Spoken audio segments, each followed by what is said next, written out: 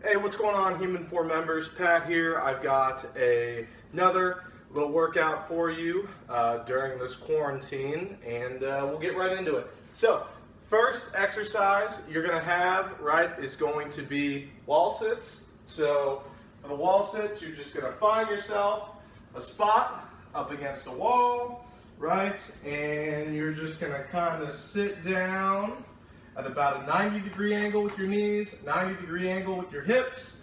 Try to keep your head and arms pressed against the wall like so.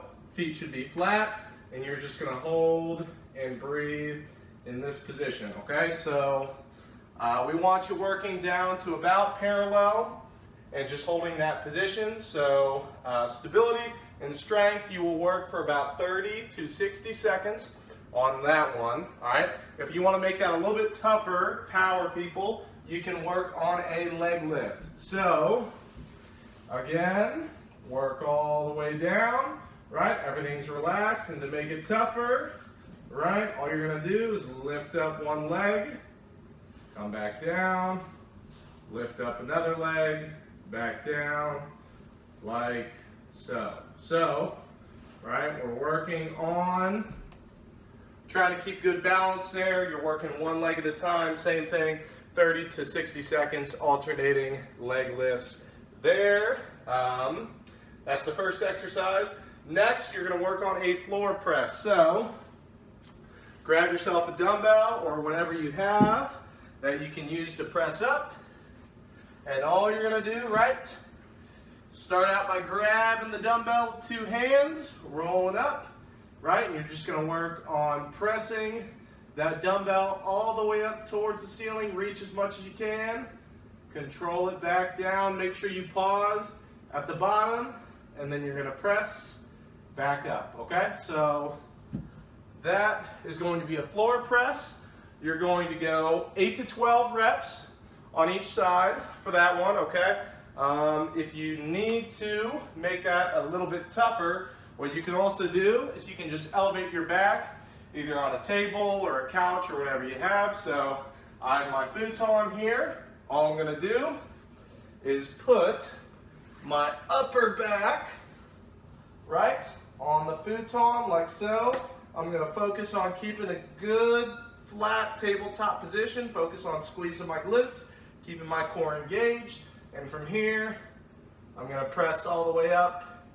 Control it back down, like so, okay? So that one will challenge core and glutes definitely a lot more than just a normal floor press would. So 8 to 12 reps on each side for the floor press, okay? And then the last one is going to be a reverse crunch. So if you have not worked into a reverse crunch yet, we're just going to stick with dead bugs, okay? So for dead bugs, right, you're going to lay on your back like so, right? Legs up in the air. Focus on taking a breath into your belly. Breathe out and lower down 1 foot at a time, right? You're trying to keep your core, right, engaged that entire time. Thinking about keeping your lower back smashed into the floor with that one, right? You'll go 6 to 8 reps on each side. If you have worked into reverse crunches, okay, what you can do is either hold on to something heavy, if you have a heavy kettlebell that you can hold on to, or something like a table or a couch will work just as well.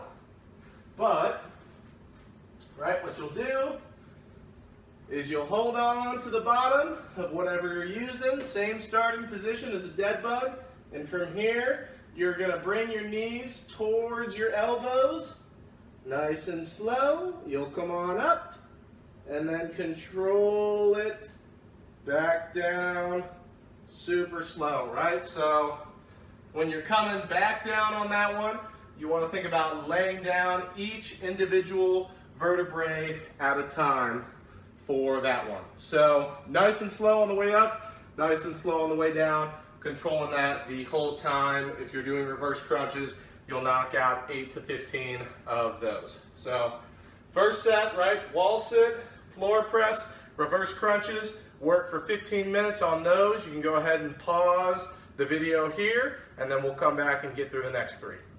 Alrighty guys, hopefully that first set of exercises went well. Okay, we'll get on to the next set of 3 exercises that you got. So, first one is going to be a hip banded RDL. Okay, so for this one, you're going to attach a band to whatever you're able to. Typically, we'd have you attach it to being the same height as your hip, but if you don't have anything that you can do that with, you can just attach it to the bottom of a couch or table. That will work just fine. So, you're going to step into the band like so. Band goes around your hips, right? And you're just going to take a kettlebell or dumbbell, whatever you're using, right, for the RDLs, right? And you're just going to work on picking the kettlebell up, and then hips are going to go back behind you, trying to reach the hips back as far as they'll go.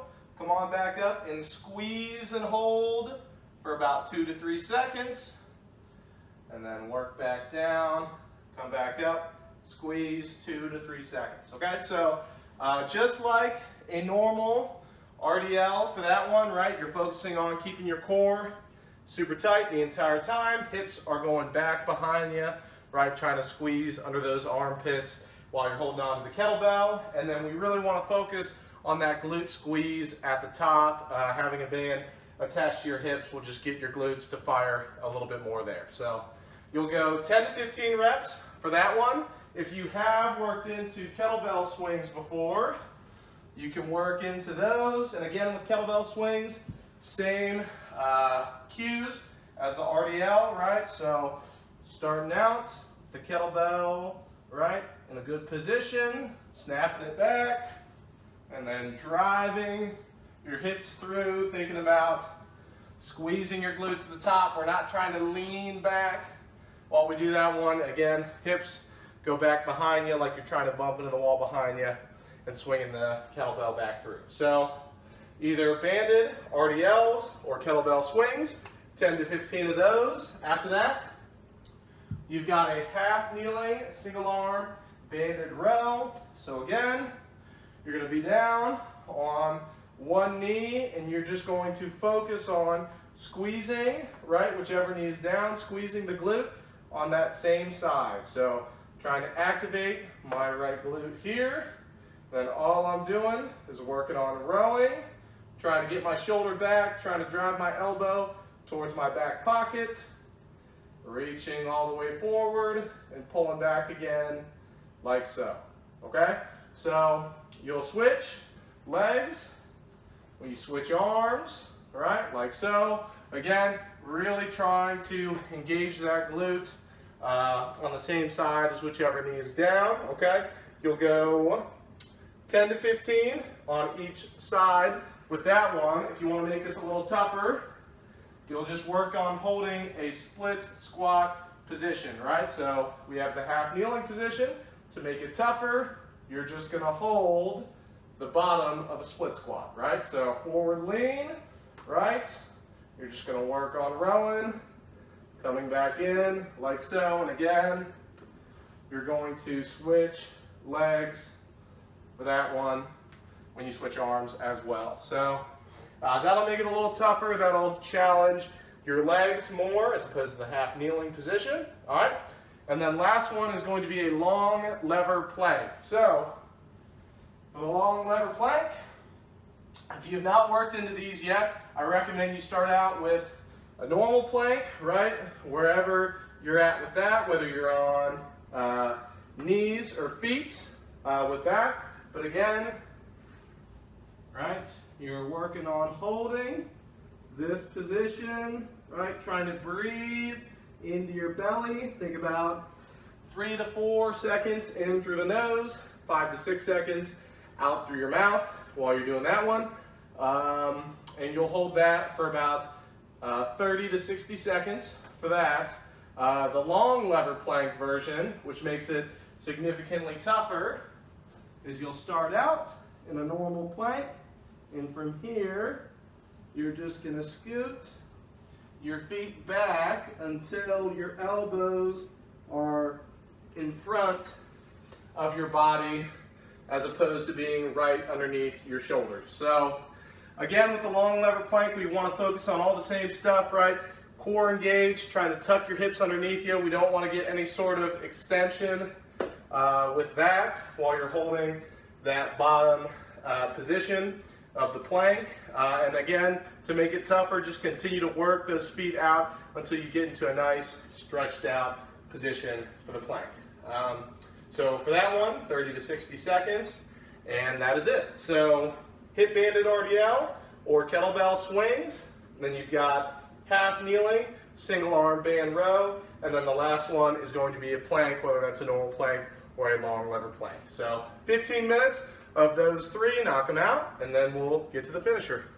Alrighty, here we go, guys. We've got the finisher for you today. It's going to be a Tabata style workout. Okay, so you're going to be doing the work for 20 seconds, and then you'll rest for 10 seconds, and then get right back into doing that work again. So 20 seconds on, 10 seconds off. Your exercise for today is going to be mountain climbers. So mountain climbers, just to review, you are in a push-up position, okay, and you are driving in one knee at a time, okay. To make those a little bit tougher, you can pick up the pace, okay.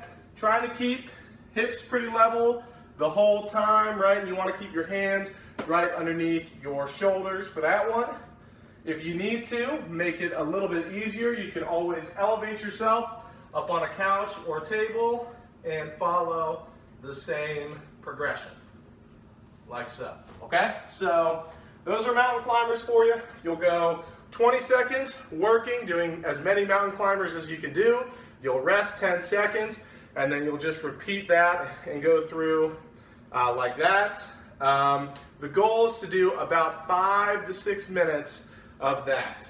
So every 2 rounds that you do accounts for 1 minute. So if you do about 10 to 12 rounds, that'll account for 5 to 6 minutes of those. So that's your finisher, and that's the end of the workout for you guys. Good luck.